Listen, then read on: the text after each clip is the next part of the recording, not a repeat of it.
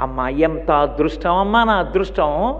లోకములన్నీ ఏ తల్లి ముందు నిలబడి స్తోత్రం చేస్తాయో, ఏ తల్లి అనుగ్రహం కావాలని ఋషులు కూడా ప్రార్థన చేస్తారో, ఏ తల్లి ఈ సమస్త బ్రహ్మాండములను కదుపుతోందో, సమస్త కదలికలకు ఆధారభూతమయ్యున్నదో, ఏ తల్లి మాయాస్వరూపిణి అయి సమస్త జగత్తుని ఇంద్రియములకు వశం చేసి పరమేశ్వరుణ్ణి చేరకుండా చేరేటట్టు కూడా చెయ్యగలదో, అటువంటి తల్లి నా ఇంట కూతురైంది. నరదేవాసుర పూజితాంఘ్రియుగళ నారాయణి శాంకరి.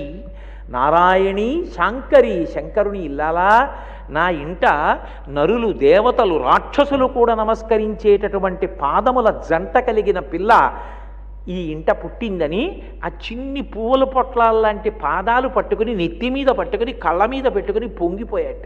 ఆమె ఎందుకు కామాక్షి కామదాయిని అవుతుంది అంటే ఆమె యందు సరస్వతీ శక్తి, లక్ష్మీ శక్తి